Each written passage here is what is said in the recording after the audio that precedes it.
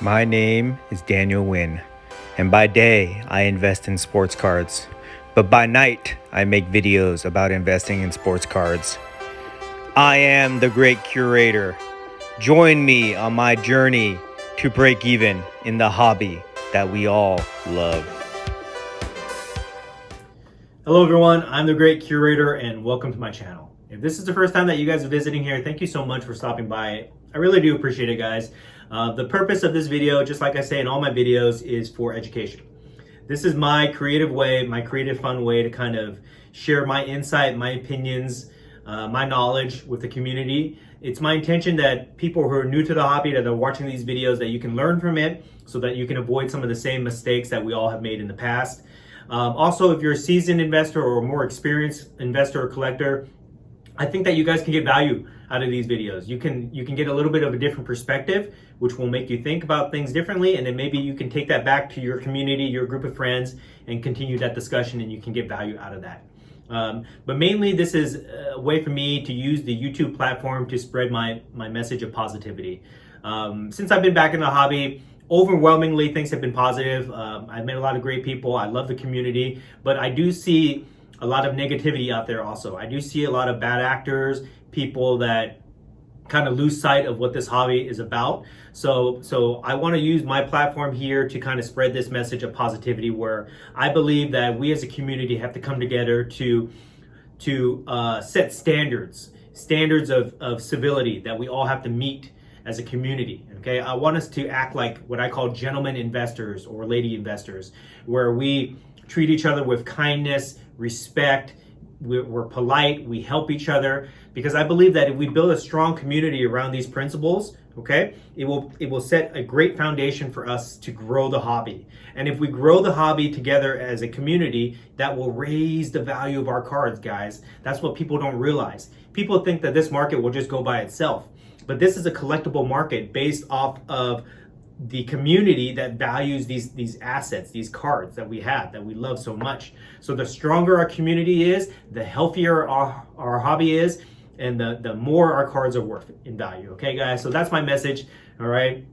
Of positivity that I want to spread to you guys. I'm going to be saying this in all my videos, even though I get a lot of feedback, like I get negative feedback, ironically, about this. I'm going to spread this message in all my videos, and I hope that you guys will kind of hear what I'm trying to tell you and take that back to your own communities, okay? If you get value out of this video, please like, please subscribe, please share. That really helps me out. That really encourages me to continue to make these videos for you guys. And it motivates me to continue to up my game so that I can provide you guys good quality content, okay? All right, so with that, let's get into today's topic, which is very important to me because I see a lot of people go through this, and I think it's worth talking about. And I don't really hear a lot of people talking about this as much in my communities anyways. But today's topic is the dangers of being over leveraged and addictions to buying or to spending money. Okay, so I'll say that again: dangers of being over leveraged in the hobby and the watching out for addiction of buying cards. Okay, so what do I mean by that? What do I mean by over leverage? If you're not familiar with that term, basically being over leveraged in a financial sense means that you spend more money than you have, more money than you can afford to spend, okay? So to give you an example of this would be like if you buy a bunch of cards for $1,000, okay? And then suddenly you need to use that $1,000 that you spent on those cards for something else. Like you have to pay your rent, you have to pay a bill, you have to buy something for your family, all right? But you don't have that money anymore because it's in cards, so you start to feel pressure from that. That's called being over leveraged, okay, guys? All right, so how do people get over leveraged? You might ask yourself that. Well, if I have money to spend and I spend it, how am I over leveraged? Well, this can happen in several different ways, guys. Number one is if you buy things with a credit card. Like if you're buying things on eBay or you're buying things online where you can use PayPal or some type of credit card to check out, and you don't have the money to pay that bill at the end of the month, that's being over leveraged, okay? And then you have to pay interest on that. Okay, if you're dipping into your savings account to spend money on cards and then suddenly something comes up and you need to pay for an expense and you can't afford to do that because you dipped into your savings or you went over your budget, that's how people become over leveraged. All right, and this happens a lot. This happens all the time in the hobby for people who are usually new to the hobby, because they come in and they'll buy all the cards that they want from their childhood. They'll buy all the cards that people tell them to buy for profit. They'll buy all the cards that they want to speculate on or they think are cool. And then they end up with all these cards, and all their money is sunk into those cards. And those cards may be worth money, but if they need that cash for something else, then they're over leveraged, guys. And they can't sell the cards in time to recoup that cash, then they get in trouble. So that's how it happens, guys. Just comes from overspending, because you get into this hobby, it's so exciting, right? To buy all of these cards because you think they have value, and you're reliving your childhood and you're having so much fun, but it can get out of hand pretty quick, okay? And I see this all the time. It happened to me to a certain extent when I first got into the hobby, okay? And if it can happen to me, it can happen to anybody. You probably know some people that this happened to, okay? So that's how it happens. So why do people do it, okay, is the next question I want to address. Why do people spend money that they don't have or that they can't afford to spend on cards, right? Very simple. It's because they're chasing profit. They're chasing profit. We all got back into the hobby because we heard about how easy it is to make money now with cards. We heard about how cards are like their own established asset class where people are investing in these cards. So we're all chasing profit. We all jump back in. We spend a lot of money because we think that we're going to get that money back. So that's one reason why people do it. Second reason is when people get back into the hobby, they don't know, it's probably changed so much, or they don't understand how the market works, that they start looking for guidance, okay? And then they look online at YouTube channels, or they talk to their friends, or they watch people at shows. And what they do is they'll chase trends, okay? They'll chase trends. People tell them to buy a card. I'll use an example like Tyler Hero, for example, right? People were buying his card because they thought it was going to go up in value. They listen to online gurus that claim that they should be buying this specific player, this specific card. They follow the crowds. They see everybody's buying, this type of card, then they chase that too. All right? They follow those type of people without doing their research, and they get themselves in trouble. Okay? And I'll give you guys an example of this.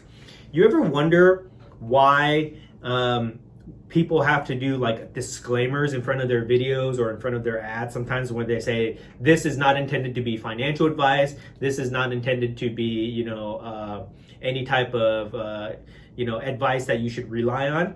The reason that people have to do those disclaimers now is because there's a huge part of our society that will blindly follow you if you tell them to do something, right? Because I think people are they're looking for guidance. They don't want to think. They don't want to do the work themselves. So they just want somebody to tell them what to do so that they can benefit.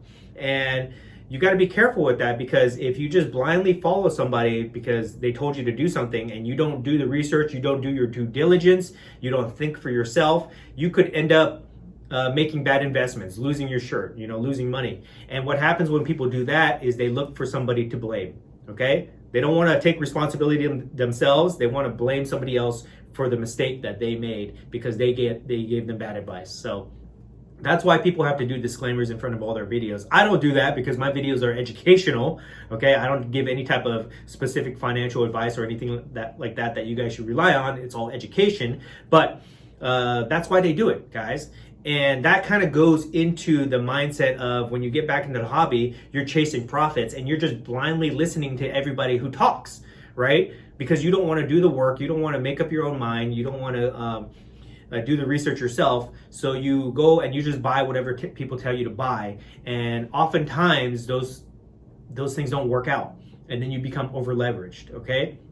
So some other cons I want to talk about, and I've told you guys about like why people do it, but let me tell you why it's bad, okay? If it's not obvious already, all right? When you over leverage yourself, no matter if those cards have value or not, you put yourself in a position of vulnerability, meaning that if you need the money that you spent on those cards for something and you cannot pull the cards out because they're not liquid enough, then you put yourself in a position of vulnerability. And what will happen is you become easy prey to sharks who will want to profit from your misfortune. Those are the people that will come and they'll try to buy your collections for like 60, 70% of the value because they know that you need cash, okay? If they can smell the blood in the water, they will come to you. Trust me, these people exist. I talk about this in my other video about hobby bullies. Okay, so watch that if you want to learn more about that.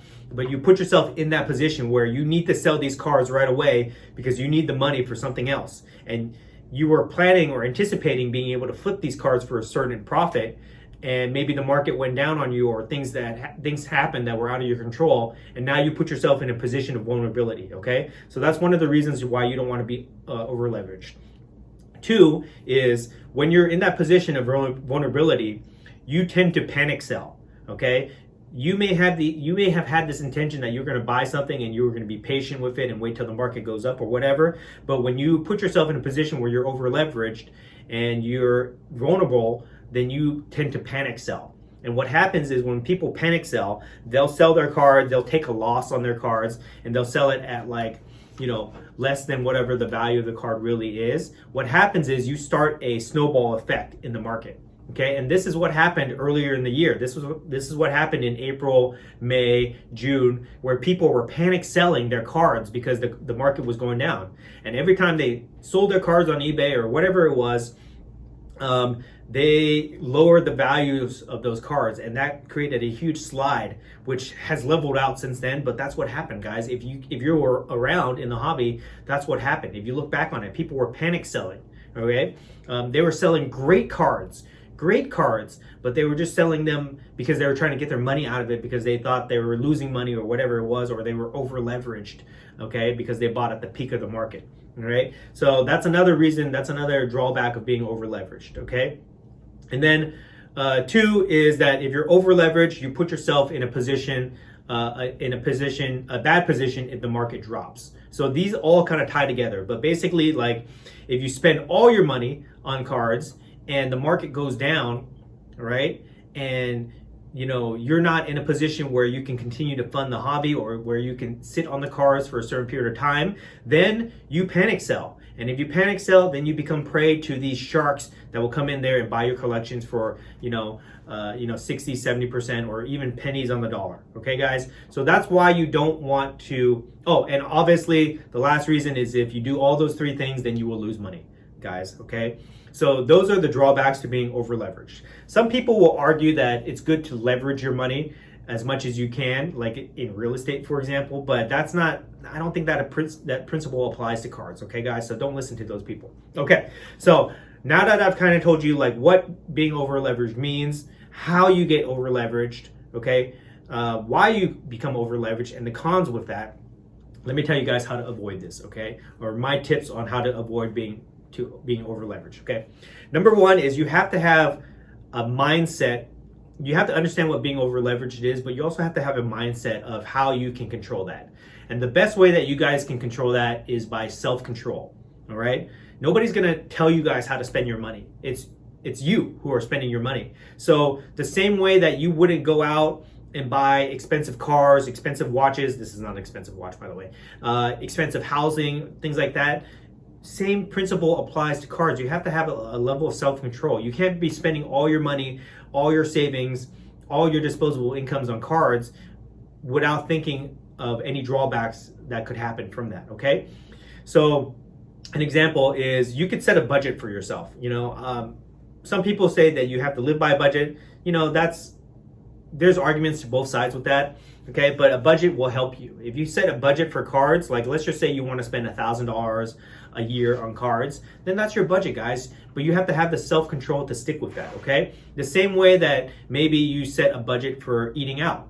Maybe you eat out once a month, once a week. Maybe you buy a cup of coffee once a week instead of once every day. You set like these internal budgets within your mind, okay? And then you follow them. Same thing with cards, guys.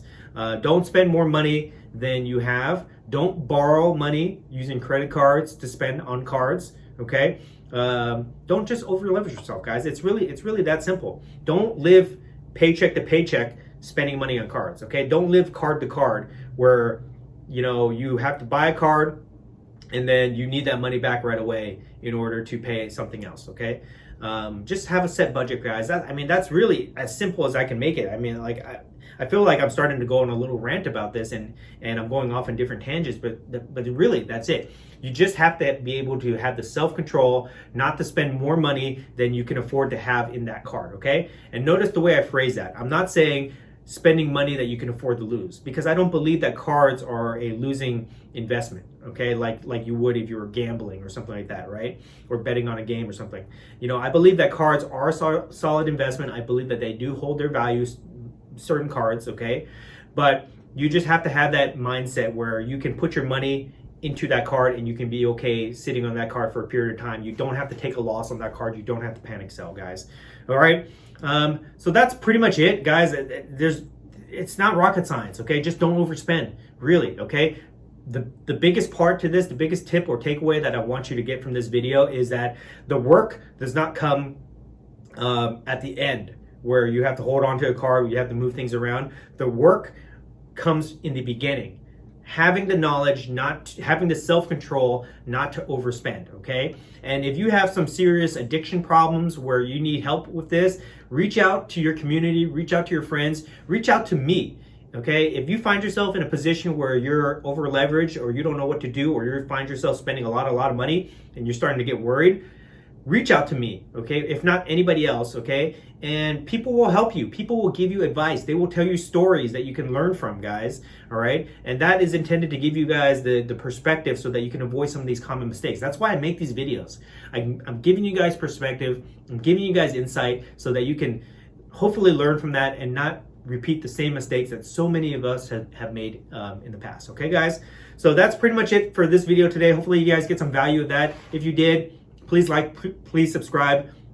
But you know what, guys? I don't even care if you like. I don't care if you subscribe. Well, I kind of do care if you subscribe because that helps me out. But what I want you guys to do is watch the other videos, okay? Watch the other videos that I have put out there for you guys. I think there's a lot of value in there. Even if you don't watch the whole thing, even if you skip over my intro or whatever, just find the parts of the video that give you the most value. Watch that, share that with your friends, discuss that with your friends, okay? Discuss that with me on Instagram at The Great Curator, okay? And try to get some value out of that, guys. That's why I do this. When I get comments telling me thank you for the information that you put out there, you make great points, that stuff really validates me, and I love it so much because it makes me feel like I'm helping and I'm giving back to the community, guys, okay? So watch my other videos. Tell me what you think. Leave some comments below, but keep them respectful, guys. If you bring that negativity to my page, we're gonna have issues. Okay. Until then, hopefully you guys enjoyed this video, and I will see you next time.